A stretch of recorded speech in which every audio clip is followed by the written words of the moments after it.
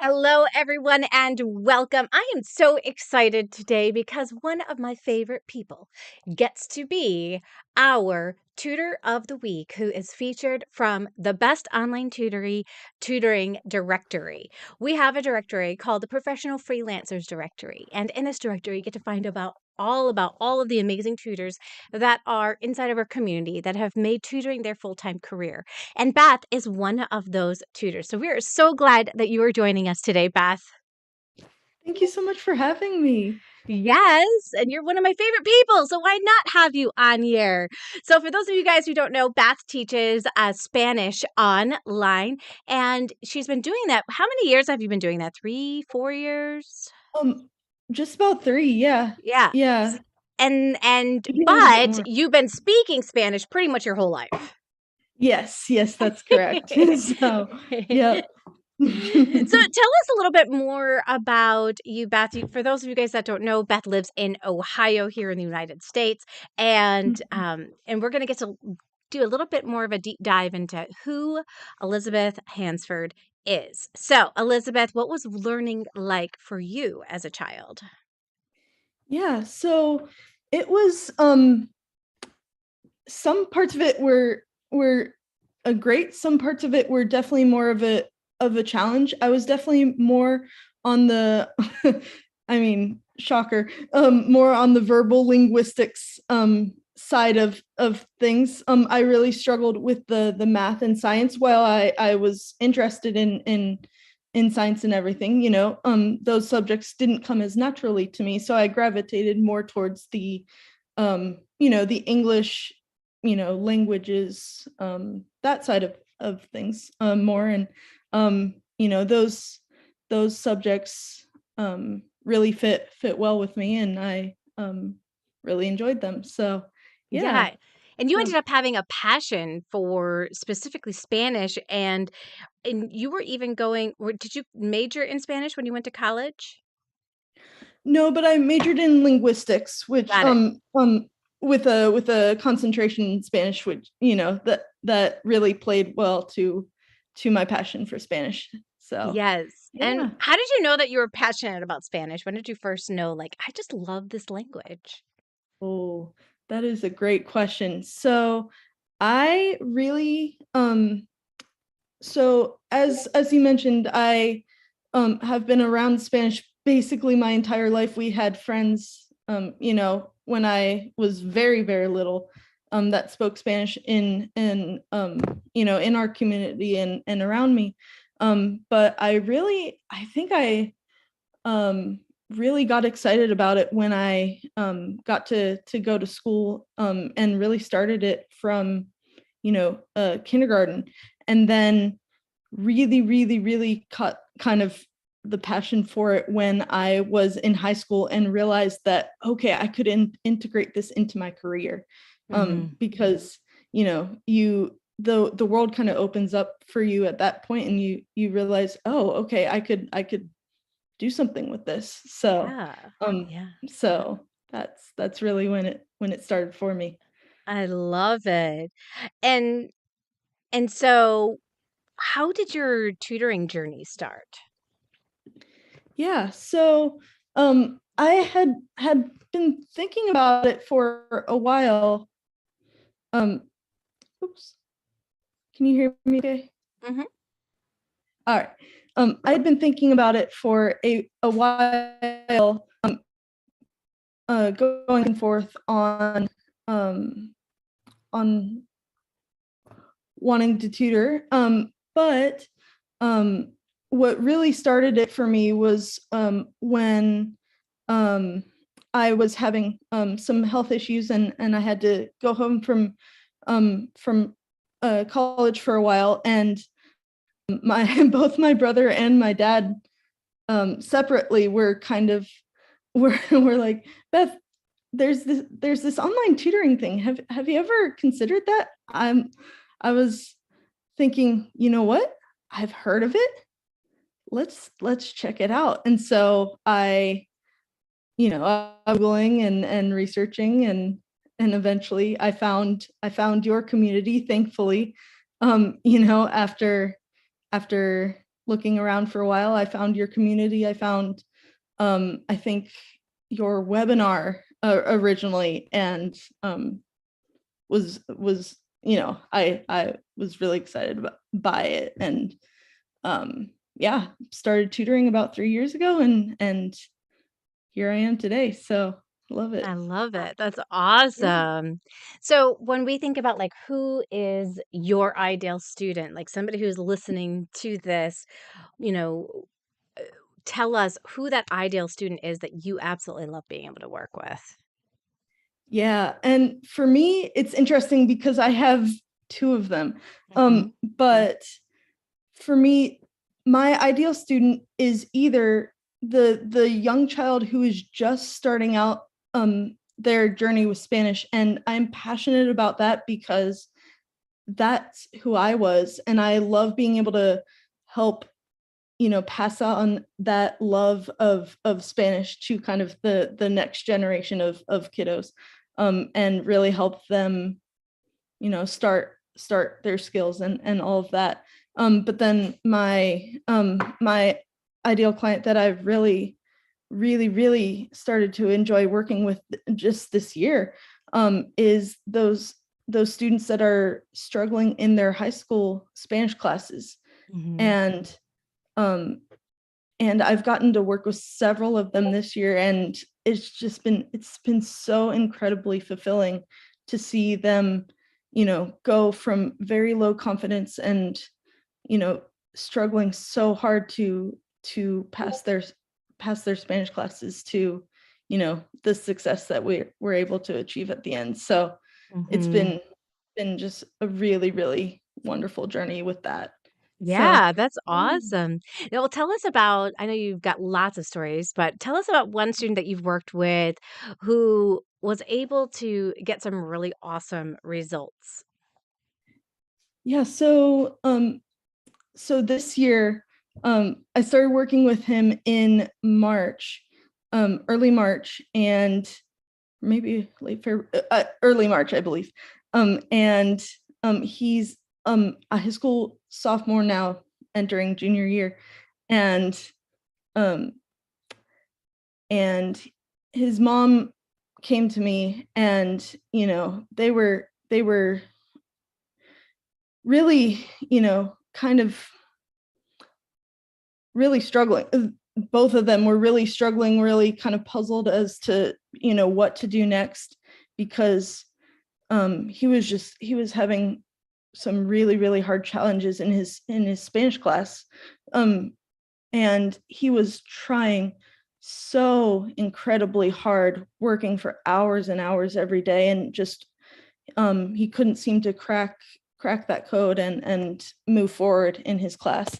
And so we started working together in early March, and I get so excited when I talk about him, because sorry, um, um, sorry. Whew. Yeah, it can become emotional. I mean, we become so close to these kids and their educational journey, and it is emotional to see where they have come from to where they end up. Yeah. Um,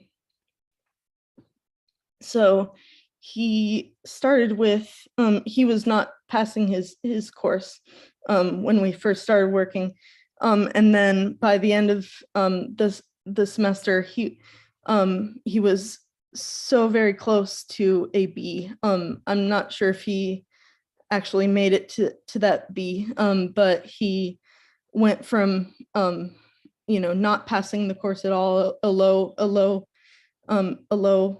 F in the course, to a very high C, if not a low B, and I was Mm. just over the moon for him.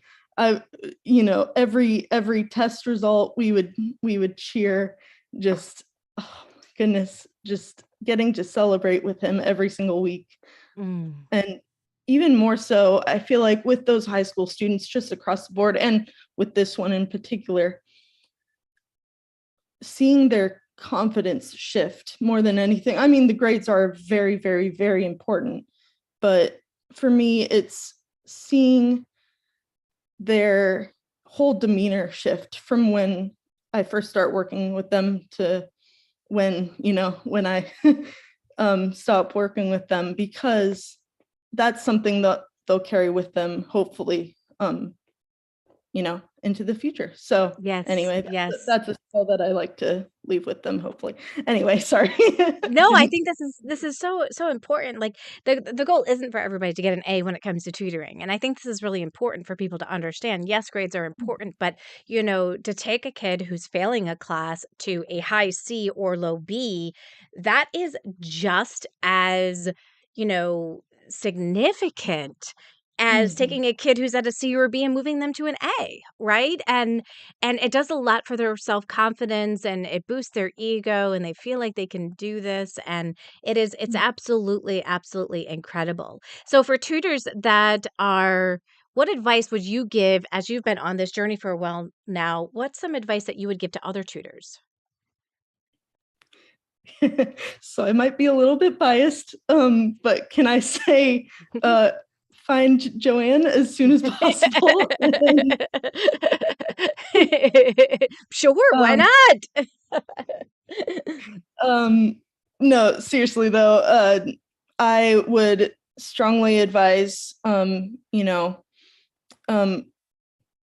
first of all, um, find your ideal client, find your niche. Don't try to market to everybody. You don't need to be the jack of all trades. I tried to be that for a while. I tried to, even though I do have two ideal clients at the moment, they're still very related. Mhm. They're still within that same subject. So I do feel like I can market to both of them very effectively. I was at one time, you probably remember this, I Joanne. do. I was trying to market to two different subjects, and for me and for many other people, that just doesn't work. You think it's going to get you more clients, it's not. Um, Yeah. so then the next thing I would say is absolutely, I joked about it, but absolutely do take the Jumpstart program. I actually did go through the first round of the Mhm. Jumpstart program, and it's an amazing, amazing course, and it will just help you get your business set up, from step one to, what you need to do exactly step by step. It's Mhm. not just a course either. It's a community that will help guide you and really help you. And I'm honored to be one of the coaches that helps people with that program. And they're But so lucky to have you as well. I think this is really, really huge. So for parents who are listening to this, and they're looking for somebody that either their child is struggling with Spanish or they're looking for somebody who can help with Spanish, what advice would you give them for, it's summer now? What are some things that parents can do or think about to be able to help their child? yeah, absolutely. So the summer is a perfect time to really, whether your child is, you know, already taking Spanish, say they took Spanish 1 this past year and they're taking Spanish 2 next year, or if they're heading into Spanish 1 in the fall and just starting, because a lot of schools start at that high school level. Um, you know, the summer is such a valuable time, and don't wait until the school year to start looking for resources, to start working on Spanish with your child, to start, even if it's flashcards and vocab, or start working on those grammar structures. You'll need them. Your child will need them, because what can happen, especially if your child is going from Spanish 1 to Spanish 2, or Spanish 2 to Spanish 3 especially, um, is that not only will the summer slide impact them somewhat, but um, um,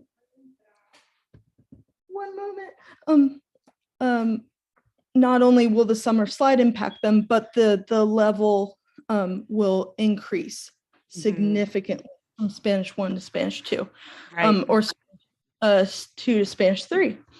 And so it's so important to